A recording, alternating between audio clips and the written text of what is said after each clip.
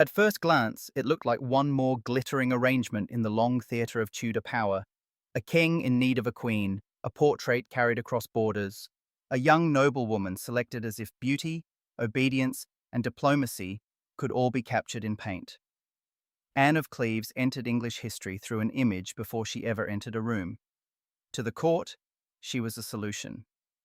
To Henry VIII, she was an answer to politics, religion, succession, and pride.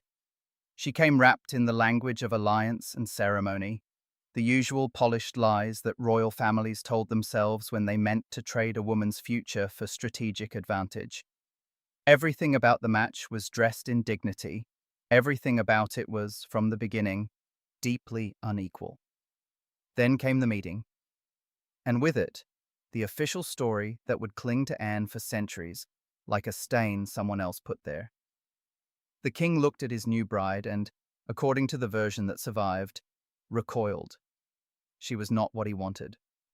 Not beautiful enough, not charming enough, not pleasing enough to the eye of a man who had long mistaken appetite for judgment. History, written so often by men close to power, preserved that humiliation with almost cheerful cruelty. Anne became the rejected wife, the awkward queen, the woman supposedly undone by her own face. But that explanation has always been too easy, too convenient, too flattering to the king. Because kings rarely confess the smaller, uglier truth, that they have been embarrassed, thwarted, or denied the performance of devotion they believe the world owes them. Modern historians have looked more closely at Henry's disgust and found something less romantic and far more revealing. What if his fury did not begin with Anne's appearance at all? What if it began with injury to his vanity, an insult so slight, so private, that only a man accustomed to worship would turn it into a public sentence? Anne may have failed, not in beauty, but in performance. She may have refused, even unknowingly, to mirror back to Henry the fantasy he had written for himself: adored monarch, irresistible bridegroom, sovereign of every room he entered. And that is where Anne's story becomes darker than the old joke about an ugly wife. Because once a powerful man decides a woman has humiliated him, her innocence offers little protection. What follows is not simple rejection. It is narrative control. It is the machinery of a court rearranging reality until his wounded ego looks like her deficiency. Her body, her manners, her education, even her scent would be summoned as evidence. The burden would fall, as it so often did, on the woman least able to defend herself in a system built to consume her gracefully. Anne of Cleves was never merely a disappointing bride in a king's romantic misadventure. She was a foreign woman delivered into one of the most dangerous households in Europe, where charm could become accusation overnight and survival depended on understanding that mercy was never the same thing as safety. The tragedy was not that Henry found her lacking. The tragedy was that he had the power to make his disappointment look like truth, and for generations the world believed him. Anne of Cleves did not come from the soft, decorative world that English courtiers liked to imagine when they spoke of marriage. She came from a harder country, a more disciplined household, a frontier of faith and politics, where dynasties were not simply preserved, but argued over, defended, and sometimes remade. The Duchy of Cleves stood inside that uneasy, combustible Europe, where the old Catholic order was being challenged by princes who had begun to calculate that Rome no longer deserved unquestioned obedience. Anne's father, John III, Duke of Cleves, belonged to that restless generation of rulers who were willing to provoke powerful enemies rather than bow too neatly before them. He was not a revolutionary in the theatrical sense. He did not need to be. In the 16th century, merely refusing to submit gracefully to the established order was rebellion enough. That atmosphere mattered. Anne was raised not as a flirt, not as a court ornament, but inside a household shaped by seriousness, restraint, and political caution. The center of that world was female. Her mother, Maria of Jülichburg, and the women around her created an environment that seems, from a distance, almost protective. It was not modern freedom, of course. No noblewoman of Anne's rank was free in any meaningful sense, but it was a place with rules, modesty, order, and a certain moral gravity. Anne grew up in a domestic culture that prized decorum over display. She was not trained to dazzle men. She was trained to preserve dignity within systems larger than herself. And then England came looking. By the late 1530s, Henry VIII needed another wife, though need is too clean a word for the machinery at work. By then, he had already broken with Rome, repudiated Catherine of Aragon, and hurled his kingdom into a religious and political crisis that he preferred to call necessity. He wanted allies on the continent, especially among Protestant powers, but he also wanted something much more intimate and much more childish: reassurance. He wanted a queen who could stabilize policy, flatter his ego, and fit seamlessly into the fantasy he still maintained about himself. He was aging, ill-tempered, increasingly volatile, and yet he continued to behave as though the world owed him novelty, beauty, obedience, and gratitude all at once. Anne, entering her 20s, looked useful. That is the first truth beneath the pageantry. She was not chosen because some grand romance overcame distance and diplomacy. She was selected because she belonged to the right family at the right moment, because her marriage could be made to serve England's anxieties, and because royal women were expected to absorb the cost of political strategy with a serene face. Her family, however, was not eager to surrender her into Henry's orbit. That reluctance deserves more attention than it usually gets. People often describe such marriages as if noble parents viewed them as glittering opportunities. Sometimes they did, but sometimes they recognized danger quite clearly. Henry's reputation was not mysterious. By then he was notorious across Europe, a man who had cast off one wife, destroyed another, and surrounded desire with law until cruelty could pass for statecraft. Anne's mother seems to have understood what many men around her were willing to excuse: that proximity to a king was not the same as safety, and that splendor could become a woman's trap far more easily than her triumph. There was also the brutal arithmetic of age and power. Anne, around 24, was older than some royal brides, and therefore less vulnerable in certain ways. But she was still being assessed like property by a man nearly twice her age, a king with a history of erotic entitlement and a habit of punishing women for disappointing him. Even more humiliating, he did not focus on Anne alone.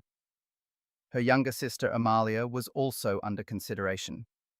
The negotiations carried with them the cold logic of inspection, as though two women of one family could be laid side by side and evaluated for usefulness, inheritance, appeal, and political yield.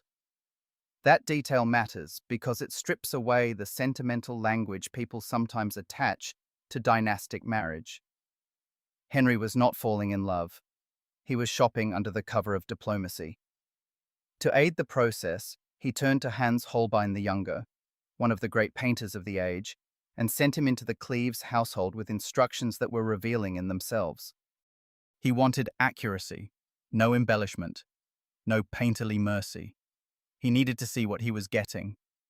Later gossip would try to rescue Henry's vanity by suggesting that Holbein had deceived him, that Anne had been transformed by art into something she was not.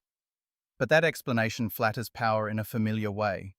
When a king is disappointed, someone else must have tricked him. The fault cannot rest in his fantasy, his misreading, or his own hunger for illusion. The painting process itself unfolded across cultural difference. Anne and Amalia were not raised in a court where young women displayed themselves casually for male evaluation. Their modesty was not a theatrical pose. It was part of the world they inhabited. Holbein had to navigate that reserve carefully, earning trust where royal command could not simply bulldoze custom. In that quiet tension, the broader drama is already visible. Female privacy on one side, male power on the other, each pretending to speak the language of civility while moving toward an unequal bargain. When the portraits finally reached Henry, Anne emerged as the preferred choice. not necessarily because she stirred his heart, and not even necessarily because she outshone her sister in beauty, but because she made more sense dynastically. As the elder daughter, she carried greater political weight. Her value was legal, territorial, hereditary. That, too, tells us something essential about Anne's predicament. The qualities that mattered most in arranging her future were not personal. They were structural. She was being read as lineage, leverage, and promise. Yet portraits are dangerous instruments in stories like this. They give men the illusion of certainty before reality begins. Paint can record a face, the line of a mouth, the stillness of a gaze. It cannot predict chemistry. It cannot stage a conversation. It cannot soften the collision between a woman formed in one culture and a king accustomed to being adored in another. A portrait cannot warn a bride that she is about to enter a court where interpretation itself is controlled by whoever holds the greater power. By the time Anne crossed into Henry's world, the machinery of marriage had gone too far to stop gracefully. But the moment of meeting was disastrous. Henry took one look at the woman he had agreed to wed and reacted with a bitterness that would outlive them both.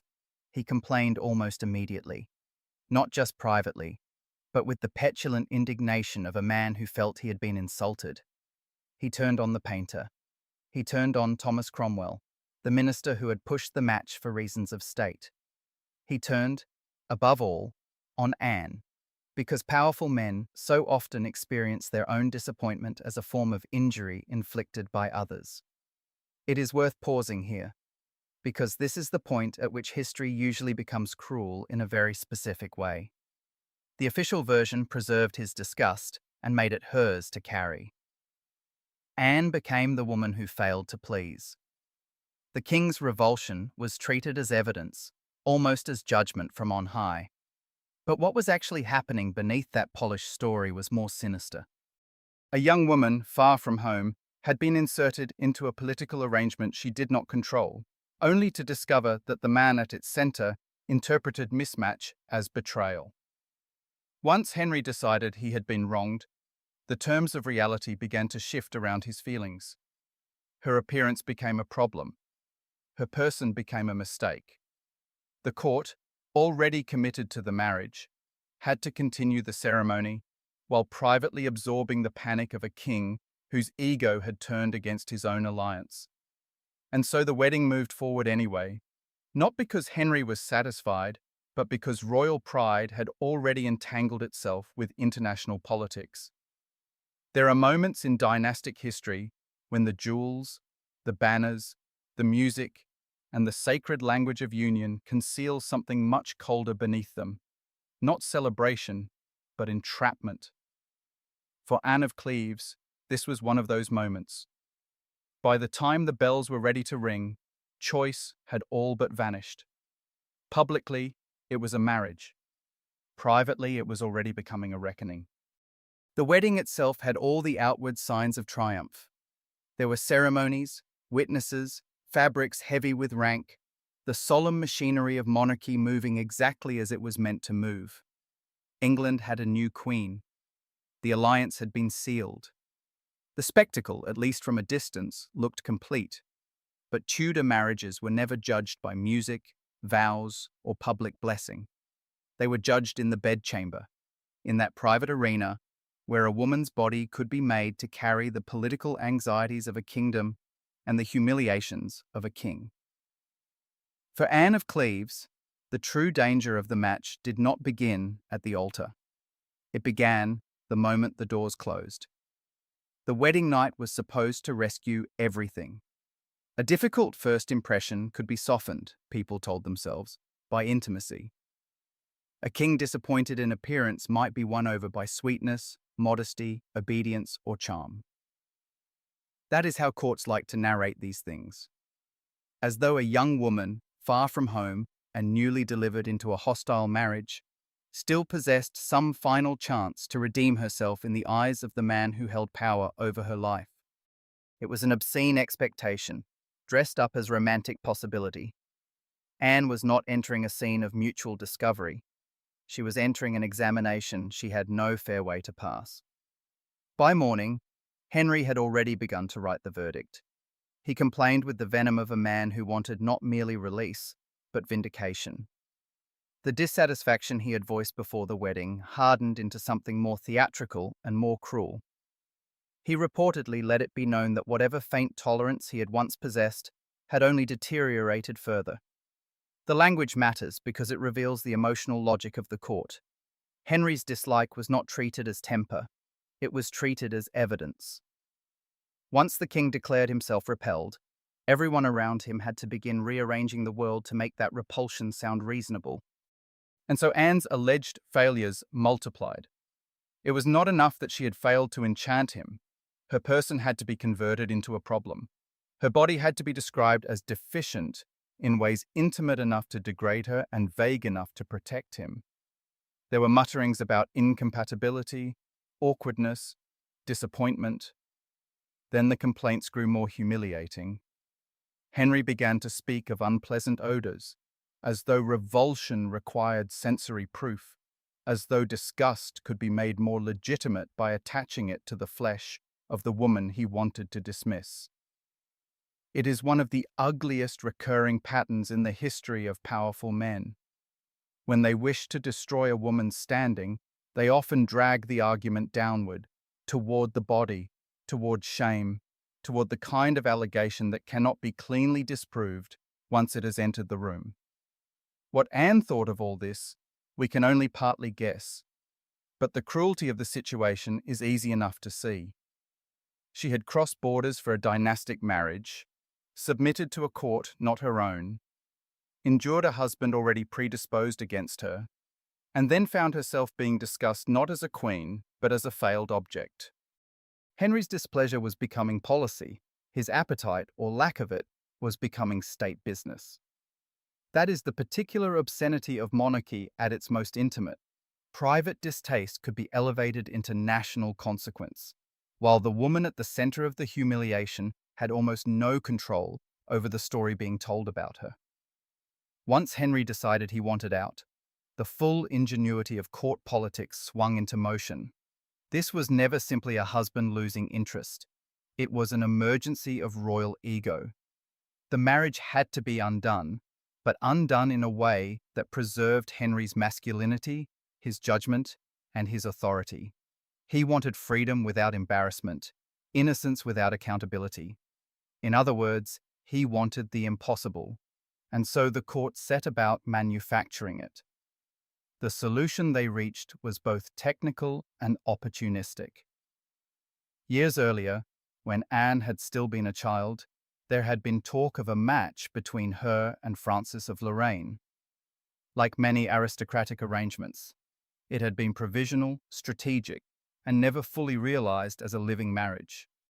Under ordinary circumstances, it might have remained a minor footnote in the paperwork of dynasties. Under Henry's pressure, it became a weapon. Suddenly, this old pre-contract, half buried in the archive of noble negotiations, was revived as if it were the moral key to the entire crisis. If Anne had once been pledged elsewhere, then perhaps, so the argument ran, she had never been fully free to marry Henry at all. This was the beauty of legalism in the hands of power. It could transform convenience into principle. The king who had pushed relentlessly into the marriage now wished to pretend that a hidden irregularity had trapped him in it. The man who had treated Anne as politically useful now positioned himself as the injured party. And because this was Tudor England, the proceedings took on the grotesque dignity of formal process. There were inquiries, testimonies, consultations, examinations, the familiar pageant by which courts try to make cruelty look procedural. But one problem remained. Henry wanted the marriage declared invalid on the grounds that it had not been consummated. At the same time, he could not bear the suspicion that the failure reflected badly on him. The distinction was essential. Anne had to be untouched, but Henry could not appear incapable. So the case descended into that especially Tudor blend of indecency and official seriousness, where the most private matters were dragged into public language in service of male vanity. Physicians were consulted, Signs of virility were discussed. Evidence was produced not to illuminate truth, but to protect prestige. The absurdity would be comic if it were not so revealing. The king's erotic capacity became a matter for legal and medical defense, while Anne's dignity was treated as expendable collateral. What should have been private sorrow was turned into a performance staged for bureaucrats, clerics, and courtiers, all working to ensure that Henry emerged not as a failed husband, but as a wronged ruler. Even in repudiation, he demanded admiration. And Anne, as so often happens in dynastic history, survived by recognizing the terms of the trap faster than the people who had set it. She did not drag the kingdom into a suicidal resistance. She did not insist on a role the king had already decided to strip from her. She understood that in Henry's court, principle could get a woman killed more easily than compromise. Acceptance, however bitter, might preserve what innocence could not. If the marriage was a fiction, then she would let it be dissolved as one. The annulment was finalized on July 9, 1540, barely half a year after the union had begun. Measured against the pageantry that introduced it, the marriage had collapsed with startling speed. But that brevity is misleading. Its emotional violence was dense. Within 6 months, Anne had been selected, transported, inspected, married, judged, humiliated, and removed, all under the gaze of a monarchy determined to convert one man's wounded appetite into official truth. So this was the end of Henry's fourth marriage, not with blood, as with Anne Boleyn, and not with mourning, but with something colder. Administrative rejection, ceremonial disposal, a queen quietly rewritten into a mistake. The court would move on. Henry always did. But beneath the legal formulas and polite language lay the same old structure of dynastic cruelty, a woman made useful, then blameworthy, then disposable, all so that power could preserve its own reflection. By the standards of Henry VIII's court, Anne of Cleves had reason to count herself fortunate. She had entered the king's orbit, endured his disappointment, survived his displeasure, and emerged from the wreckage alive. In Tudor England, that was no small thing. Survival itself could look almost like mercy. No scaffold, no axe, no black-draped execution platform waiting at dawn. Her head remained on her shoulders, and history, always eager to confuse endurance with good fortune, has sometimes treated that fact as a happy ending. It was not a happy ending. It was a reprieve. Because what followed was not peace, but a different form of humiliation. Quieter, more elegant, and in some ways more chilling, precisely because it wore the costume of civility. Anne was released from the marriage, yes, but she was not released from Henry. No woman who had once been claimed by him ever entirely escaped the theatre of his needs. Even after the annulment, Anne remained trapped inside the emotional afterlife of his appetite, useful when convenient, expected to be grateful, and required above all to perform composure while the court rushed forward as if her erasure were merely another seasonal adjustment in the machinery of royal life. And Henry, characteristically, did not pause long enough to let the dust settle. The search for Anne's replacement had begun before Anne had even ceased to be his wife in anything but name. That is one of the ugliest details in the story, not because it is surprising, but because it is so revealing. Henry did not simply decide that the marriage had failed and move on once it was formally over. He was already reaching for the next woman, while Anne was still within the structure of the old arrangement, still bearing the public title, still occupying that dangerous twilight state in which a queen can feel herself being discarded before the court has bothered to complete the paperwork. That haste tells us something essential about Henry's moral world. Women, for him, were not companions in any reciprocal sense. They were roles to be filled, bodies to be judged, instruments of reassurance, youth, fertility, spectacle. Once one role ceased to gratify him, another had to be cast immediately. The next figure to step into that brutal vacancy was Catherine Howard. She was young, painfully young really, when measured against the age, experience, and appetite of the man who desired her. Where Anne had represented foreign alliance, Protestant calculation, and dynastic utility, Catherine arrived wrapped in a different fantasy altogether: youth, freshness, flirtation, and the narcotic illusion that time itself could be reversed if only the right girl were placed beside the king. Henry did not merely choose Catherine. He lunged toward her with the reckless urgency of a man offended by his own decline. The speed of the transition was its own insult. Barely had Anne been folded out of the official narrative before Catherine was being positioned at its radiant center. And this is where Anne's story becomes especially revealing.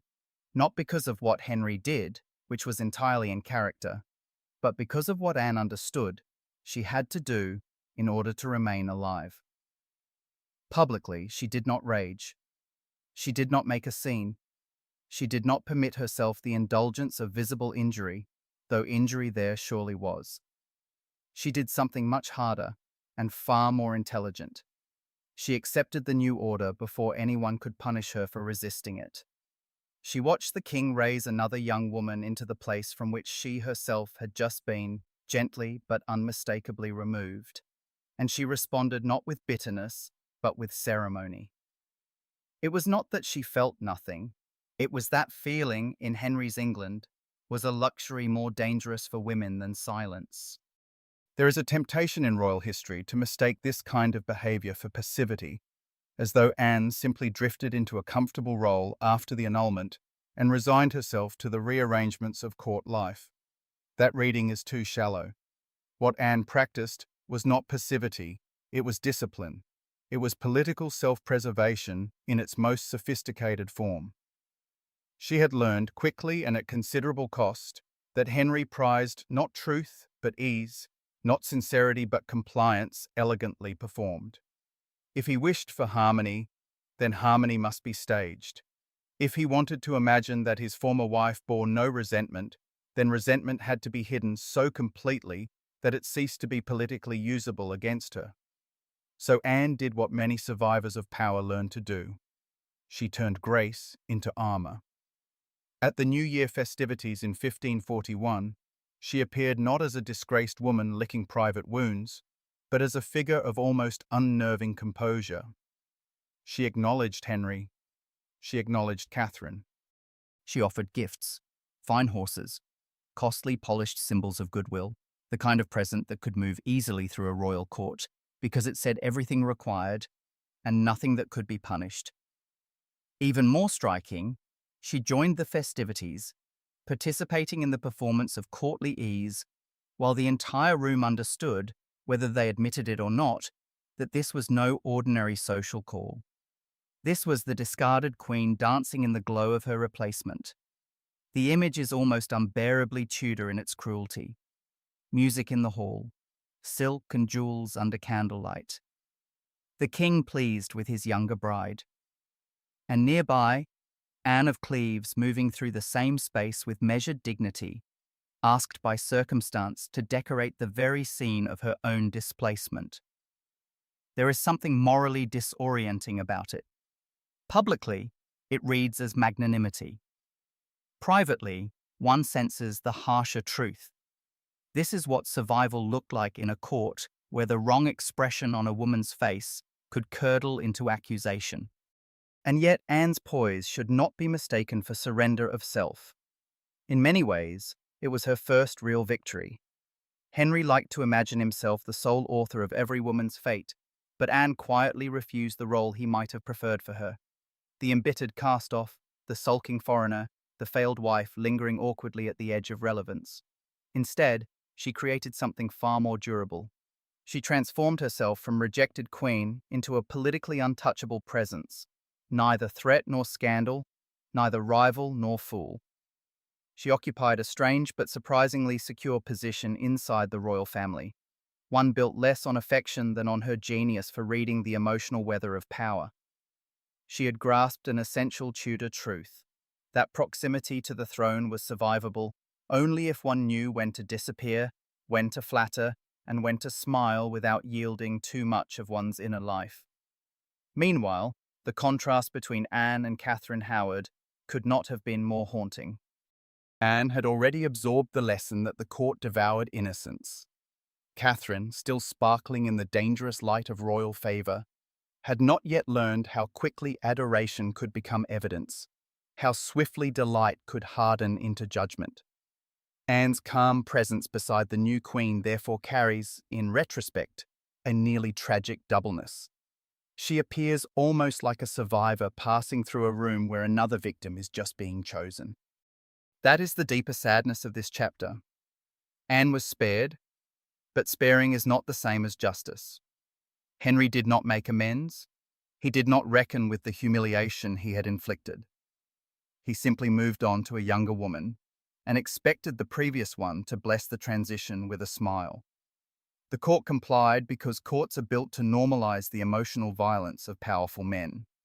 They translate selfishness into policy, haste into romance, and female endurance into virtue. Anne understood the bargain. She could not make it fair, but she could survive it better than most. So yes, she left the marriage alive. But the real story begins there. In the aftermath, in the forced graciousness, in the velvet cruelty of public celebration, in the spectacle of a woman learning to protect herself, not by fighting the performance, but by mastering it better than the people who wrote it for her. Freedom, at Henry VIII's court, was never a clean condition.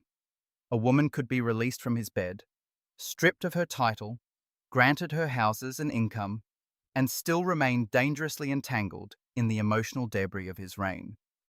Anne of Cleves had survived the marriage, which in Tudor terms already counted as a kind of miracle, but survival did not mean peace, it did not mean privacy, and it certainly did not mean that the court had finished making use of her name, because courts like Henry's did not let women exit quietly. They carried them forward as rumour, as warning, as unfinished business. Not long after Anne had settled into her strange new position, no longer queen, yet still hovering inside the royal household in that carefully negotiated state between favour and vulnerability, a darker whisper began to circulate. It moved the way such whispers always moved in palaces, not in public declarations, but in lowered voices, through corridors, behind tapestries, from chamber to chamber, acquiring heat as it travelled. By November 1541, people were murmuring that Anne had borne a child in secret. Some versions of the story went even further, with that peculiar cruelty unique to court gossip, and suggested that the child was Henry's own son. It was almost certainly nonsense, but nonsense was never harmless at court when it brushed too close to dynastic legitimacy. That is the point modern readers sometimes miss. A false rumour in an ordinary setting can simply be denied. A false rumour inside a monarchy can become explosive because it threatens not just reputation, but narrative control. If Anne had produced a child, especially a male child, the implications were extraordinary. It would suggest that the marriage Henry had insisted was unconsummated had in fact been real. It would reopen the question of whether Anne had been, in the fullest sense, his lawful wife.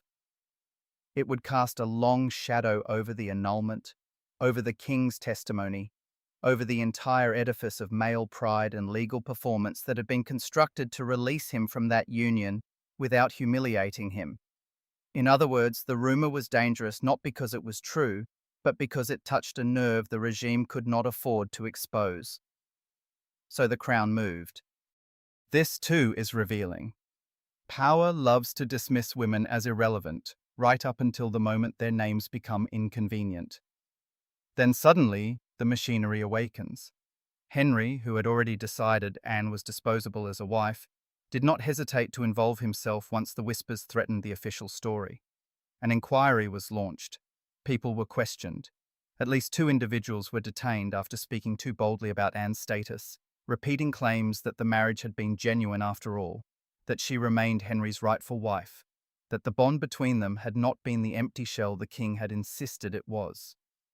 Look closely at that moment, and the whole ugliness of Tudor power comes into focus. Anne had done what was asked of her. She had accepted humiliation. She had agreed to the annulment. She had performed grace with almost superhuman discipline.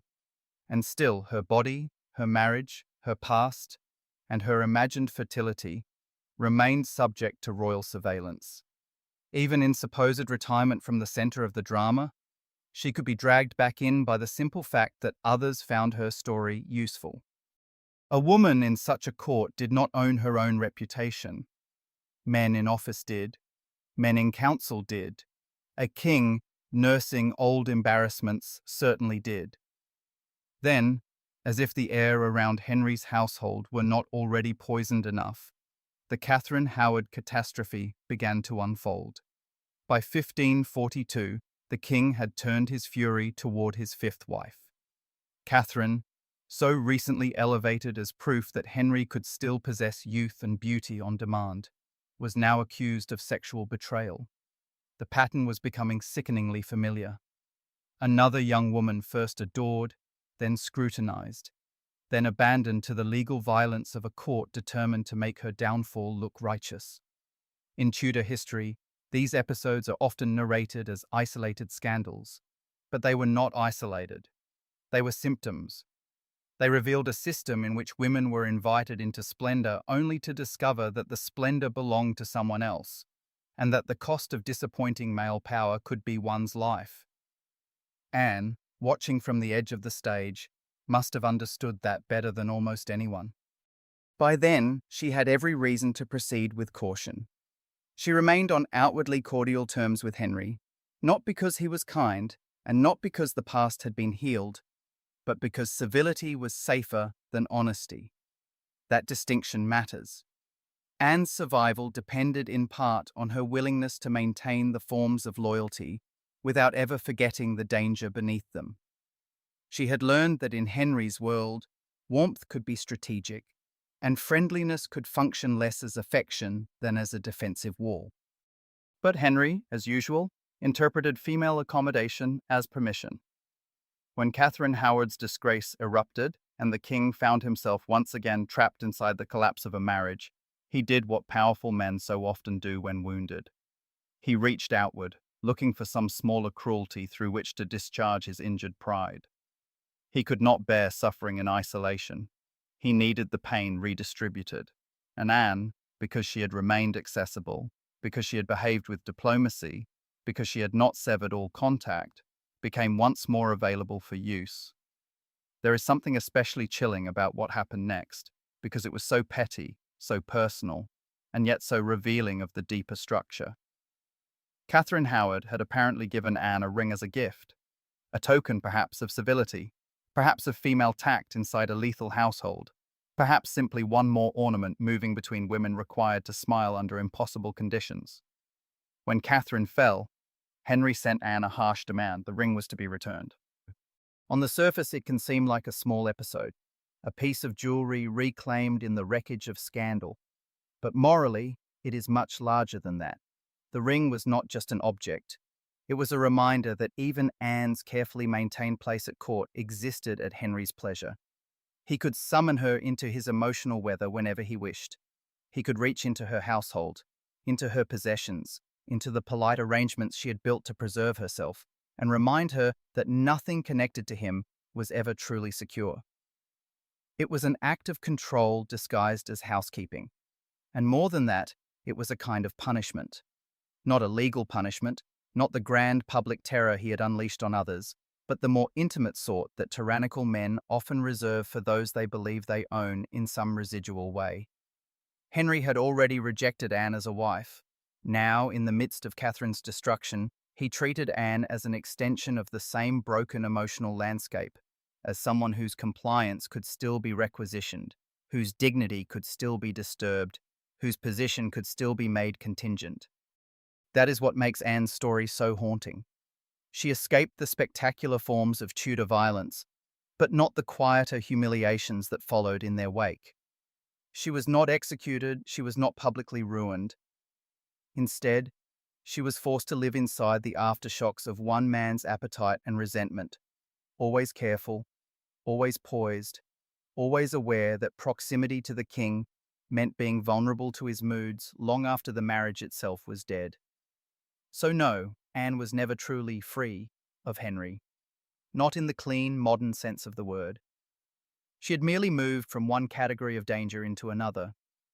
The crown no longer needed her as queen, but it still claimed the right to police her story, investigate her body, monitor her symbolic meaning, and summon her obedience when grief curdled into spite. That was the real condition of survival in Tudor England. Not safety, but managed exposure. Not peace, but permission to remain standing, as long as one never forgot who still held the power to reach back. By the time Catherine Howard went to the scaffold in 1542, Henry VIII's court had already perfected its most terrible illusion: the ability to turn repeated cruelty into ritual. Another queen had risen in silk and gold. Another queen had been praised, displayed, possessed, and finally condemned. The public language was always moral: treason, dishonor, corruption, sin. But beneath that official vocabulary lay something more primitive and more familiar: a king's wounded vanity, a court's appetite for survival, and the terrible efficiency with which a young woman could be transformed from cherished ornament into disposable evidence. For most people watching from a distance, Catherine's fall was tragedy enough. And it was tragedy: violent, intimate, and utterly disproportionate. The kind that reveals the moral sickness at the center of a dynasty more clearly than any coronation ever could. But within the private chambers and cautious silences of the court, another, quieter drama may have been taking shape. Because somewhere beyond the spectacle of Catherine's destruction stood Anne of Cleves, the discarded wife who had survived, the foreign queen who had learned how to remain useful without ever seeming threatening, the woman who had once been rejected, and then, through a discipline bordering on genius, converted rejection into a workable peace. And peace, in a place like Henry's court, could easily begin to look like possibility. That is the unsettling, almost painful ambiguity at the center of Anne's later story. There are hints, never quite enough to become certainty, but enough to linger, that after Catherine Howard's execution, Anne may have allowed herself to imagine a return. Not necessarily out of romance, certainly not out of innocence. By then, Anne knew too much. She had seen what marriage to Henry actually meant. She had lived through public humiliation, private repudiation, and the careful, smiling negotiations required to remain alive in the aftermath.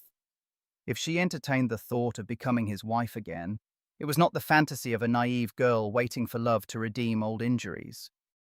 It would have been something colder, sadder, and more adult than that. The calculation of a woman who understood power, who had mastered the art of being acceptable to it, and who may have begun to suspect that she could do, in a second attempt, what she had already proved she could do in the ruins of the first: survive. There is something heartbreaking in that possibility, not because it makes Anne foolish, but because it reveals how thoroughly the logic of dynastic life could colonize a woman's imagination. Even after rejection, even after humiliation, even after watching Henry send yet another young wife toward annihilation, the throne could still appear as an opening, not a happy ending, not a love story. An opening, a restored position, a return to centrality, the chance to transform an old disgrace into a new form of legitimacy, and perhaps, too, the chance to prove something, to Henry, to the court, maybe even to history itself, that she had not failed as a wife, that she had merely arrived at the wrong moment, under the wrong conditions, before either of them understood the terms of the performance. Anne had, after all, become something rare in Henry's world: tolerable company. That may sound like faint praise, but in a court ruled by appetite, suspicion, and male self-dramatization, it was no small accomplishment. She had managed what very few women around Henry ever did. She had ceased to threaten him. She had become ceremonially gracious, outwardly loyal, socially adept, and carefully non-demanding. She maintained the delicate fiction that all was well. She gave him no scenes, no accusations, no grand gestures of wounded pride. She behaved with the sort of measured tact that men in power often mistake for affection because it relieves them of discomfort. In other words, Anne had become the one thing Henry consistently valued once passion failed him: ease. And ease can be seductive. It is not hard to imagine how Anne's position might have looked from within her own household. She was no longer the frightened bride brought from Cleves to satisfy a geopolitical need. She was now English in practice, comfortable in the rhythms of court, linked to the royal family, and protected by a status no longer wholly dependent on sexual success. She had built relationships. She had learned the language. She had shown restraint where others had shown panic, and diplomacy where others had been consumed by rivalry. In a world where Henry's marriages collapsed under the weight of his expectations, Anne may have seemed, at least to herself, like the woman best equipped to manage him now, not by delighting him, which was always precarious, but by calming him. That is one of the great sorrows buried inside royal history. Women were often asked to imagine that the highest form of success was not joy, not justice, not even respect, but skillful management of male volatility. A good wife, in such a system, was not necessarily the most loved, but the one who could absorb disorder without reflecting it back. Anne had, in that sense, become almost ideal. Practical, composed, politically harmless, and seasoned by suffering. If she hoped Henry might finally see her value, the hope was tragic, but it was not irrational. Courts reward reinvention, and Anne had reinvented herself brilliantly. Yet, if she did hope, the hope was always moving through poisoned ground, because Henry's marriages were never only about compatibility. They were about appetite, vanity, succession, image, and the endless self-correction of a man who could not bear to see his own errors clearly. To remarry Anne would have required more than convenience. It would have required a kind of admission, if not openly, then symbolically, that his earlier rejection of her had been premature, petulant, perhaps even wrong. Henry was rarely incapable of contradiction, but he hated the appearance of being corrected by events. He preferred replacement to reconsideration. Starting over with a new woman preserved the illusion of sovereign choice. Returning to an old one risked revealing memory, dependence, and failure. So if Anne waited, she waited under the shadow of that reality. And then came Catherine Parr. With Parr, Henry made a different choice. Not youth, as with Catherine Howard, not foreign alliance, as with Anne of Cleves, but maturity, intelligence, and a woman already seasoned by marriage, religion, and loss. Catherine Parr was a safer answer to an older king's later needs. She could nurse, manage, soothe, and preside.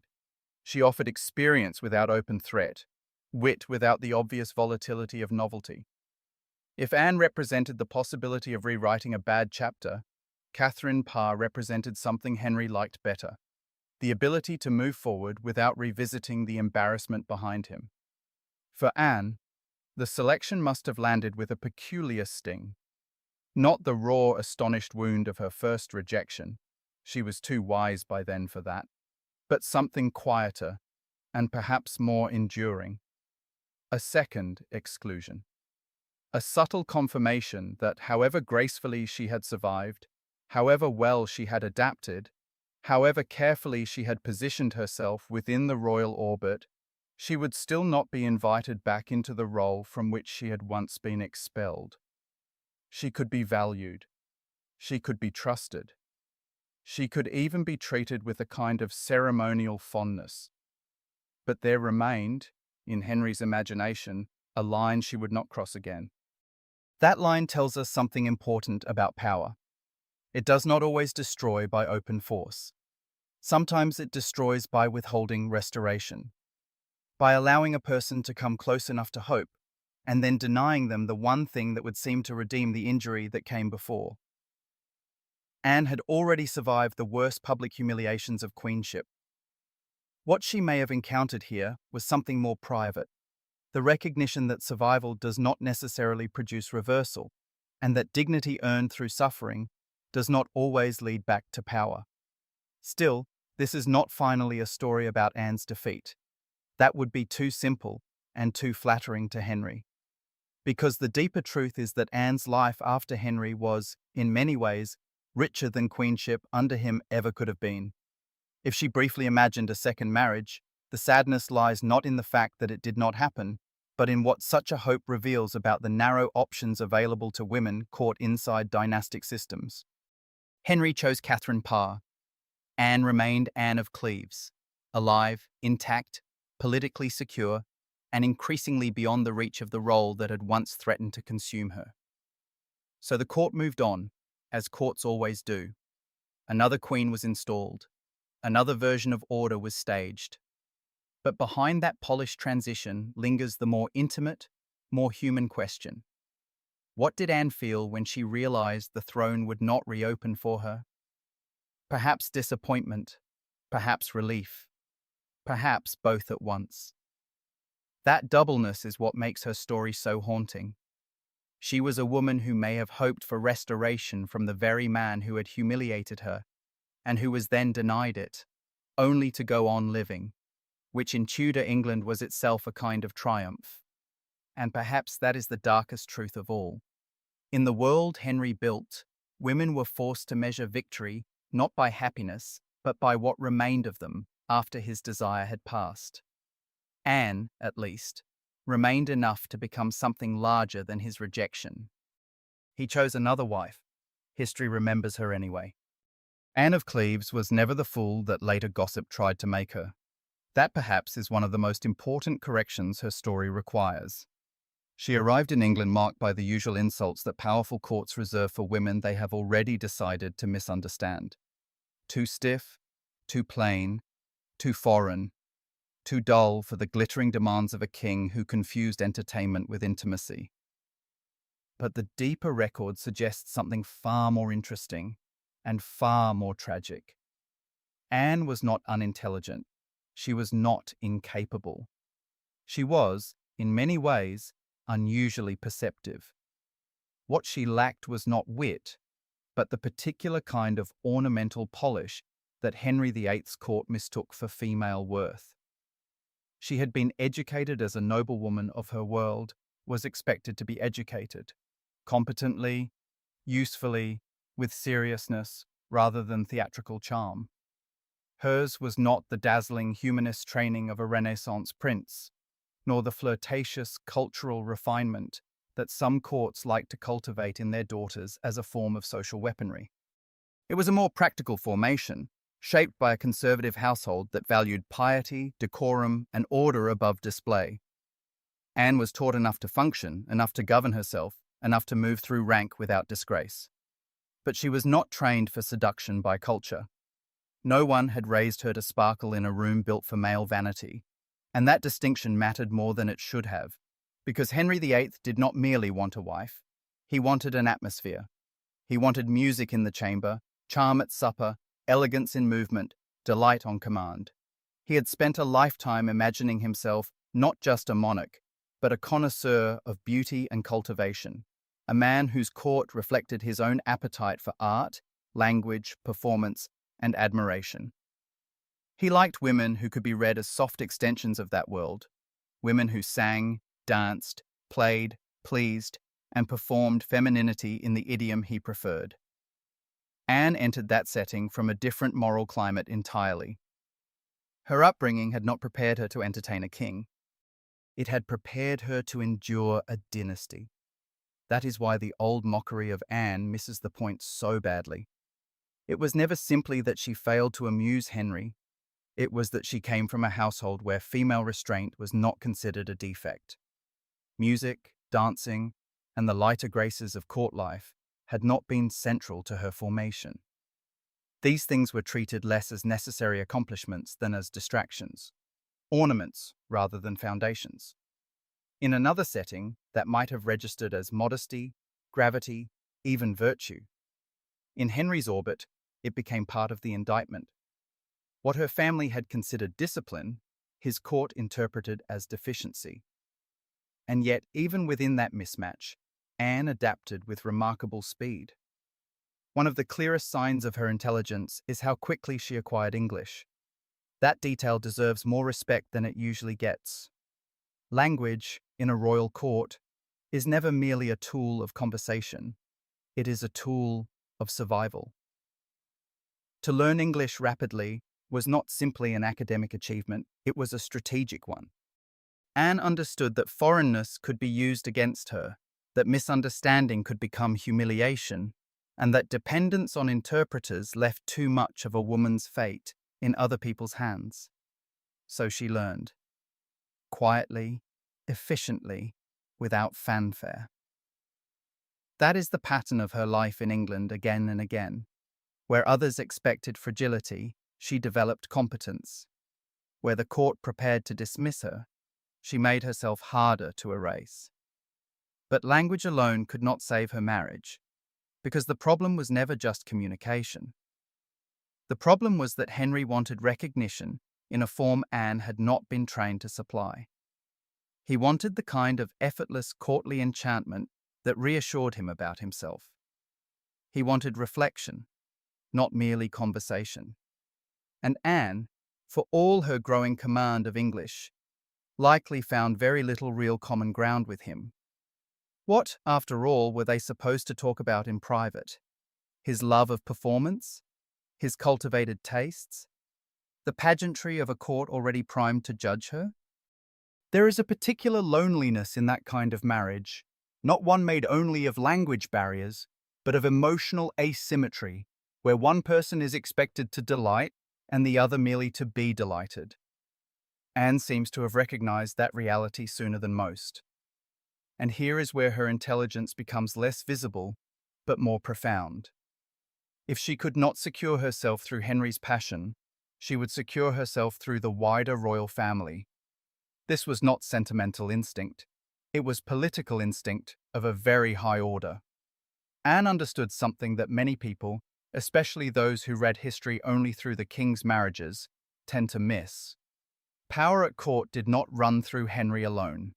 It also ran through succession, memory, alliance, affection, and the relationships that would outlast the king's moods. Anne may have failed to become Henry's ideal wife, but she succeeded in becoming something else, an enduring, useful, almost familial presence within the dynasty itself. She cultivated his children with extraordinary care. That was no small feat. Henry's children were not merely his children. They were living fault lines of the kingdom's emotional and political fractures. To stand near them was to stand near the future, but also near old wounds. The discarded daughter, the fragile son, the watchful younger princess growing up in the shadow of scandal and blood. Anne, instead of stumbling through that landscape, moved through it with tact. She sent gifts to Edward, the long-awaited male heir whose very existence shaped the court's imagination of stability. She formed a warm connection with Mary, who knew better than most what it meant to be publicly displaced and then partially restored. And she earned the regard of Elizabeth, the most politically perceptive of them all, a girl who had already learned to observe the dangerous gap between public ceremony and private truth. This was not accidental generosity.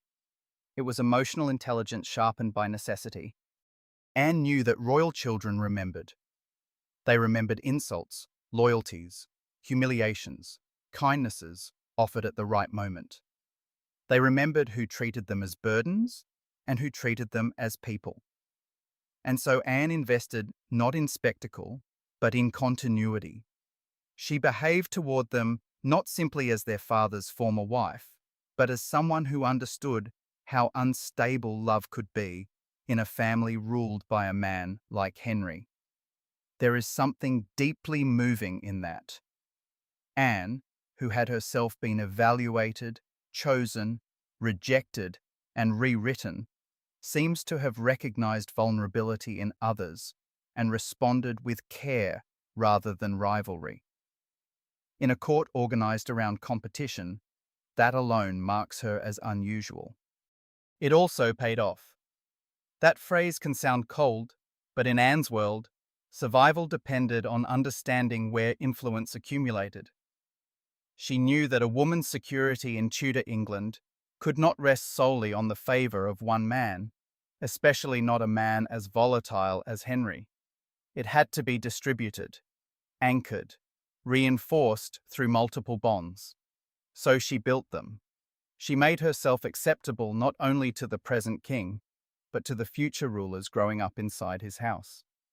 That was wisdom, not opportunism in any vulgar sense. It was the wisdom of someone who had already seen how quickly royal affection could curdle and how essential it was to belong to something larger than a marriage bed. By the end of her life, that strategy would reveal its full brilliance. Anne was no longer merely the rejected fourth wife, the woman mocked for lacking the accomplishments Henry prized. She had become a respected figure within the broader Tudor family structure, someone who could move with dignity through changing reigns because she had attached herself not to a single moment of favor, but to the living line of succession. Even in death, the gestures mattered. Her regard for Elizabeth, the jewels she left behind, the traces of relationship that signaled not theatrical closeness, but earned place. So the old caricature collapses under scrutiny. Anne was not dazzling in the conventional way. She did not sing her way into Henry's heart or dance her way into safety. She lacked the decorative gifts that courts often praise because they flatter the men who preside over them. But she possessed rarer gifts: adaptability, restraint, emotional discipline, and a nearly forensic understanding of how power actually moved through a family and a kingdom. In a glittering world that rewarded display and punished depth, Anne chose depth. And that may be the most haunting thing about her. The woman once judged lacking by the court turned out to understand it better than almost everyone in it. What followed Anne of Cleves's fall from queenship was, on the surface, the kind of ending history rarely grants a woman once rejected by Henry VIII: safety, income, land, rank, and time. No prison tower, no confession extracted under terror, no court blackened by the rumor of an execution at dawn. Instead, Anne slipped into a different role, neither quite royal nor entirely ordinary, and built from the wreckage of humiliation something almost no one expected her to have: a life. That life has sometimes been described as comfortable, even fortunate. In material terms, it was. But comfort in Tudor England should never be mistaken for innocence. Anne's peace was purchased at a price already paid: public rejection, political surrender, and the permanent knowledge that survival in Henry's world depended less on justice than on timing. She had agreed to disappear from the center of the stage before the stage demanded blood. In return, she was rewarded with what monarchies so often offer when they wish to conceal their cruelty behind generosity: estates, revenue, precedents, and a carefully curated version of respect. Still, Anne made something real out of those terms. What saved her after the marriage collapsed was not simply Henry's settlement, though that mattered. It was her instinct for where lasting power actually lived. Long before Henry died, Anne had already begun investing in the people who would outlast him: his children, his legacy, the future structure of the dynasty itself. She understood, perhaps better than some born English courtiers, that kings are mortal even when their appetites pretend otherwise. So while others scrambled for the unstable heat of Henry's attention, Anne quietly secured something steadier. She attached herself to the next generation. Under Mary, that strategy bore fruit. Anne seems to have enjoyed genuine favor in the reign of the woman who had herself known what it meant to be displaced, diminished, and then partially restored. Mary was not naive about the injuries of her father's household. She understood hierarchy, humiliation, and the strange emotional weather of being loved only when politically convenient. Anne, with her composure and careful loyalty, would have made sense to her in a way that more theatrical women perhaps never did. Their relationship carried something almost tender in retrospect. One woman once cast aside by Henry, another daughter wounded by him in a different register, meeting not in scandal, but in recognition. By the time Mary rose to the throne, Anne had become more than a former wife. She was a familiar and accepted figure within the extended Tudor orbit, a woman who had survived the king and outlasted the marriage that was supposed to define her. There is a quiet dignity in that. She was no longer merely the foreign bride who disappointed him. She had become part of the architecture of memory at court, and that is much harder to erase than desire. She appears to have remained close enough to Mary to be present at major moments of royal life, quite possibly even the coronation itself. Whether standing near the centre or somewhat to the side, Anne would have understood the symbolism of such scenes better than most. Ceremony in Tudor. England was never just ceremony. It was history arranging itself into a public image. And there, among the velvet, ritual, and liturgical splendor, stood a woman who had once entered England as a political bride and now remained as something stranger and more durable, a survivor whom the dynasty had not managed to swallow whole. Henry's financial settlement played no small part in making that survival possible. He provided Anne with houses, lands, and a handsome income, enough not merely to live, but to live well. Compared with the fates of his other wives, this has often been framed as evidence of unusual kindness. That reading is too sentimental. It is true that Henry treated Anne more generously than he treated many others. It is also true that generosity from a man like Henry was never pure. It functioned as compensation, containment, and image management all at once. He did not restore Anne because he had become morally enlightened. He rewarded her because she had made his exit easy. She had accepted the annulment, preserved his pride, and spared him a more dangerous scandal. The payment was princely. It was also transactional. Even so, Anne used it well. More striking still was the rank Henry allowed her after the divorce. She was placed astonishingly high in precedence, below only the king's wife and daughters. That was no trivial courtesy. Rank at court was a language of power, and Henry, in granting Anne such a position, effectively acknowledged that she remained a woman of consequence even after ceasing to be his queen. He also bestowed on her the curious and revealing title of the king's beloved sister, a phrase that sounds almost sweet until one remembers the world in which it was spoken. Henry had a habit of renaming women once he no longer wanted to reckon with what he had done to them. Still, even this strange symbolic adoption gave Anne something useful: legitimacy without marital danger, proximity without obligation, and a public identity not wholly dependent on the failure of the marriage. Did that erase the insult, the fear, the private degradation? Of course not. No amount of acreage can rewrite humiliation. No title can fully cleanse a story that began in selection and ended in repudiation.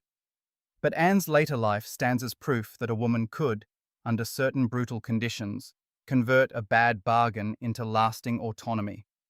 Not full freedom. Tudor women of rank rarely possessed that. But a protected and intelligent independence, certainly. She achieved more than comfort. She achieved room to breathe. And as Anne settled into that later life, others paid much more dearly for the same king's instability. Thomas Cromwell, the architect most responsible for arranging the Cleves match, was destroyed with chilling speed. On the very day Henry married Catherine Howard, Cromwell went to the scaffold. The juxtaposition is almost too neat in its savagery. One woman discarded, another installed, one minister blamed and erased so the king's own misjudgment could be buried under treason charges and ceremony. Tudor politics excelled at this trick. The man at the center of power was rarely allowed to appear mistaken. Someone else always had to become the explanation. That is also why Henry could not simply cancel the marriage the moment he lost interest. However absolute his authority seemed within England, this was never just a private affair. Anne had come to him as part of a European political arrangement. To reject her publicly before the wedding would have insulted powerful German allies and exposed Henry as diplomatically reckless. So the marriage went forward because pride and international strategy required it to go forward. That is the ugly truth beneath so many royal unions. Personal revulsion mattered less than state optics, until state optics could be rearranged to suit personal revulsion again. Anne outlived not only the marriage, but the man who had once imagined he could define her. She died in England in July 1557, not yet 42, likely after illness that was probably cancer. There is something deeply moving in that fact alone. She died not as an exile returned home in disgrace, but in the country that had once misread her and eventually became, in its strange and imperfect way, her own. England had first received her as an instrument. It buried her as part of its history, and the burial mattered. Anne was laid to rest in Westminster Abbey, the most symbolically charged burial place in the kingdom, though not in a position of greatest prominence. Even in death, the hierarchy held. Yet the inscription on her tomb preserves a final and almost defiant truth. Anne of Cleves, Queen of England. Not merely former consort, not annulled inconvenience, not the rejected wife reduced to anecdote. Queen. There is something magnificent in that survival of language. The marriage had been declared void. The dignity remained. She is the only one of Henry's wives buried there. That fact feels almost like the last quiet reversal in a life full of them. The woman mocked for failing to please the king ended in the abbey that enshrines English memory, while other, more passionately desired queens met darker ends or were laid elsewhere, farther from the symbolic heart of the realm. In the end, Anne did not win Henry's love. She won something history sometimes values more, though it is slower to admit it: endurance, position, and the final right to be remembered not as his mistake, but as a queen who remained. Anne of Cleves entered history carrying one of the cruelest labels ever fastened to a queen, the woman Henry VIII supposedly found impossible to desire. For centuries, that version of the story has survived because it flatters power. It allows a king's rejection to sound like judgment, and a woman's humiliation to sound like fact. But modern historians have long suspected something darker, smaller, and far more revealing. That Henry's disgust may have begun not with Anne's face, but with his own wounded pride. The pivotal moment may have come before the marriage had even properly begun. On New Year's Day, 1540, as Anne's party made its way toward London, they stopped at Rochester. It should have been an ordinary pause in a carefully managed royal progress. Lodgings prepared, attendants nearby, a foreign bride inching closer to the court that would soon judge her. Instead, it became the kind of private miscalculation that dynasties later bury beneath public myth. Anne was indoors, reportedly watching entertainments from the window, when an unexpected man entered her chamber. A large, unfamiliar figure who was, in fact, the king himself in disguise. Henry seems to have imagined the scene very differently from the way it unfolded. He liked romances in which women recognized him instantly, even beneath costume, as if kingship itself emitted a kind of irresistible glow. He had spent years at the center of elaborate court performances and had come to believe, fatally, that the world would collaborate in his fantasies.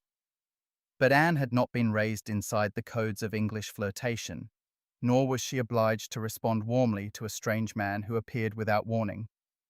Depending on which version one follows, she either failed to indulge his theatrics or recoiled from behavior that struck her as intrusive. In either case, the result was the same. Henry did not receive admiration. He received at best confusion, and at worst, rejection. For a man like Henry, that may have been intolerable. What followed has often been narrated as aesthetic disappointment, as though the problem began only when he properly looked at her. But that interpretation may miss the deeper injury. Anne had not played her role in the drama he had scripted for himself.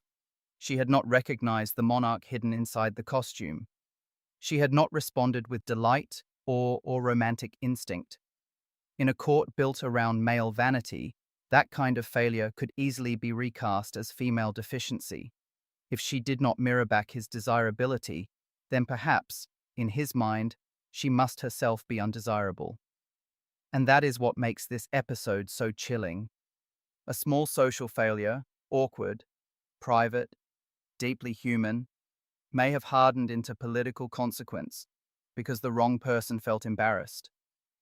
Henry left Rochester angry, perhaps ashamed, perhaps already determined to regain control of the story. Once that happened, Anne's fate may have been set long before the wedding vows were spoken. Not because she was ugly, not because she had deceived him, but because she had, however innocently, denied a king the performance of adoration he believed was his due. That is how power often works in royal history. Publicly, it offers one explanation. Privately, it is driven by another. And in Anne's case, the distance between those two truths may have cost her everything, except, remarkably, her life.